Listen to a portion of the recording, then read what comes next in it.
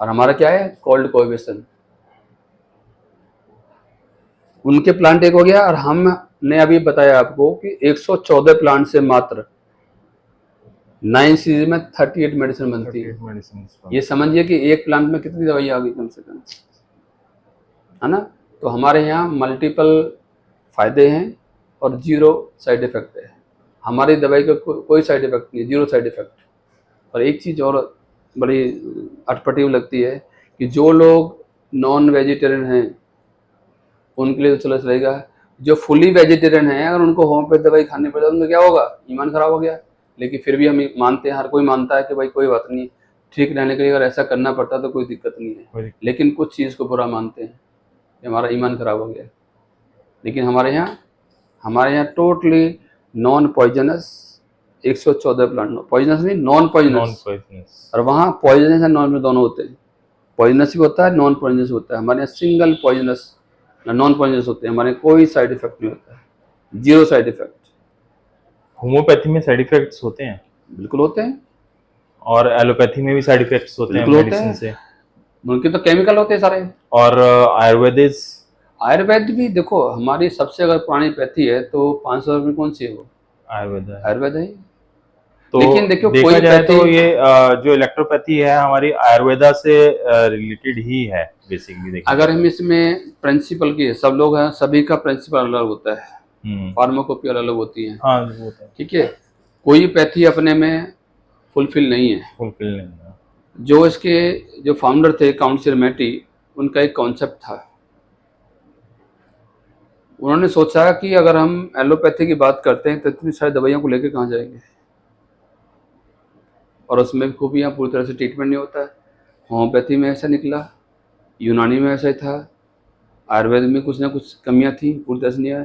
तो इन्होंने सारे की सबकी स्टडी की, और जो उनकी अच्छाइयाँ थी उन सबको इसमें उनको अडॉप्ट किया, और इसमें नहीं अपने फॉर्मूले में डाला, और जो बुराइयां थी उनको अलग हटाया,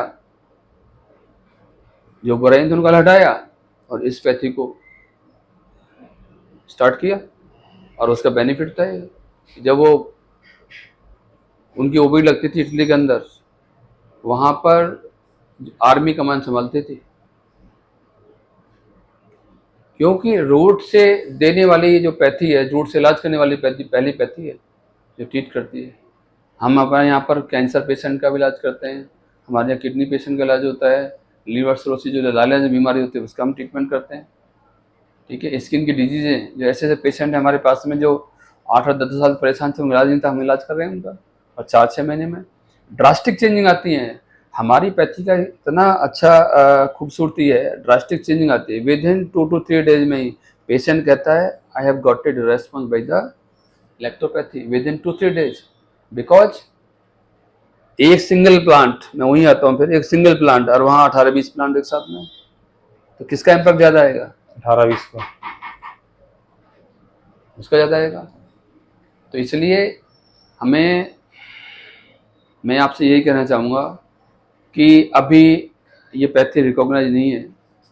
अभी माननीय सुप्रीम कोर्ट ने ये अपने आदेश में मेंशन कर दिया है कि नोबडी कैन स्टॉप इलेक्ट्रोपैथी। ठीक है, हम प्रैक्टिस कर सकते हैं, but we can do practice everywhere.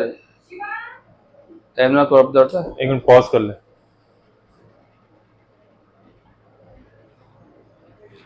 माननीय सुप्रीम कोर्ट ने इलेक्ट्रोपैथी डॉक्टर्स को प्रैक्टिस करने का राइट्स दिया है, और इवन अभी एक आईडीसी कमेटी का फॉर्मेशन किया है सेंट्रल गवर्नमेंट ने। तो जो भी हमारे डाटा जो हम उनको दे रहे हैं, जो भी क्वेरी थी वो पूरा कर रहे हैं। तो हमें उससे डजन मैटर कि वो हमें रिकॉग्नाइज करें ना करें, लेकिन हम चाहते हैं कि हमारी जनता में एबिलिटी हो हर जगह, और जनता हमें रिकॉग्नाइज करे। जनता में जितने भी एक बहुत बड़ा मास है जिसमें कि आज तक बहुत सारी पैथी आ गई लेकिन फुलफिल नहीं थी। एक छोटे से फाइब्रॉइड को अगर ऑपरेट कराने चले जाएं तो वहाँ 50 से 60-70 हज़ार रुपये लगते हैं। एक नेजल प्रॉब्लम होती है जो आपको प्रॉब्लम थी, आप बहुत परेशान थे कि नाक छींक आते थे, तो हमने दवाई स्टार्ट की, 2 दिन में आराम मिल गया 2 आपको। दिन में आराम मिल तो गया। हमारी पैथी ऐसी है कि रूट से ख़त्म करती है, तो हमें ऑपरेशन कराने की ज़रूरत नहीं पड़ती है, हम विदाउट करते हैं। प्रोस्टेट का होता है, जैसे एक बार ऑपरेट करा ली फिर दोबारा हो जाता है, दोबारा हो जाता है। लेकिन हमारे यहाँ ऐसा नहीं है। हमारे यहाँ जो रूट ही ख़त्म कर दोगे, बीमारी खोज खत्म, तो दोबारा ज़रूरत ही नहीं है उसकी। अभी जैसे हमारे पास में यूरेथ्रा स्ट्रक्चर की बीमारी होती है कि जो हर 2 से 3 महीने में ऑपरेशन कराना पड़ता है।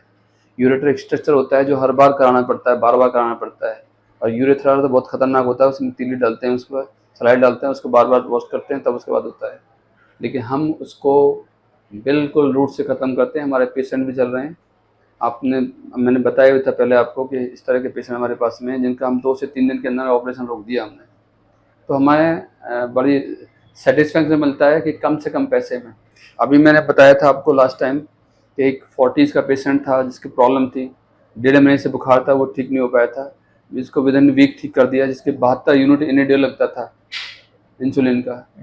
और उसकी दिक्कत क्या थी, पैंक्रियाज के अंदर head, neck and tail 50% necrotic tissue आ चुका था, पस पड़ गया था अंदर, पस पड़ गया था। हमने उसको इम्प्रूव देने में विदिन वीक में हमने उस पेशेंट को इंसुलिन बंद किया, साथ में हमने जो उसका फीवर चल रहा था 3 से 5 दिन में बिल्कुल फीवर नॉर्मल किया, अब ठीक है वो। तो बड़ी हमें खुशी होती है कि हम जब एक अपने एक बहुत बड़े हमारा इंडिया के अंदर पॉपुलेशन है, जब पॉपुलेशन में जो गरीब तबका है हमारा, जो लो पॉवर्टी आता है, ठीक है, जिसमें ना पैसा होता है, ना नॉलेज होती है, ना पढ़े लिखे होती है, ऐसे उसमें अगर हमारी पैथी अगर रिकॉग्नाइज होती है और उनको हम ठीक कर पाते हैं, तो we are very thankful for the supreme court as well as मैटी जी, जिन्होंने हमें इलेक्ट्रोपैथी इतनी खूबसूरती से दी, जिसका कोई साइड इफ़ेक्ट नहीं, जिसको हम एलोपैथी के साथ दे दो, जिसको यूनानी के साथ दे दो, जिसको होम्योपैथी के साथ दे दो, जिसको आयुर्वेद के साथ दे दो, कोई साइड इफ़ेक्ट नहीं किसी के साथ भी। साथ में वो भी लो, साथ में वो भी लो, कोई साइड इफ़ेक्ट नहीं, और सस्टेन रखती है। तो मैं तो यही कहना चाहूँगा कि आपके माध्यम से कि मैक्सिमम इसका जितना भी प्रचार प्रसार आप लोग कर सकते हैं करिए, पेशेंट हमारे पास भेजिए, पेशेंट को 1 हफ्ते का हमें टाइम दीजिए। किसी तरह की डिजीज़ भी है उसमें 100% उसको आराम मिलेगा। 50% तो हम वैसे ही सफ़र करते हैं कि जब हम अच्छा खान पीन नहीं करेंगे तो हमारा क्या होगा, बीमार होंगे। 50% रह गया उसको हम ठीक करेंगे, हम दीजिए आप पेशेंट। हम तो कहते हैं गरीबों की सेवा भी करते हैं, फ्री कॉस्ट भी देते हैं, free of cost. Cancer patient देखते हो, हम उससे चार्ज नहीं देते कोई।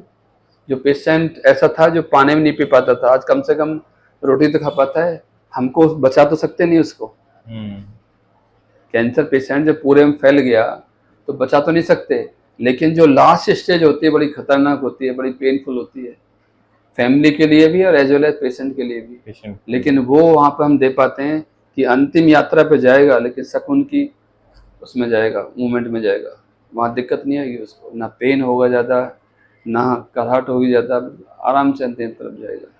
उसको ना इंजेक्शन लगाने की ज़रूरत है, ना हॉस्पिटल भागने की ज़रूरत है। इस पैथी की ये खूबसूरती है। बहुत सारी वीडियोज़ हैं, आपको बताते रहेंगे, देते रहेंगे, आप डालते रहिए। अच्छा सर, नमस्कार। Thank you.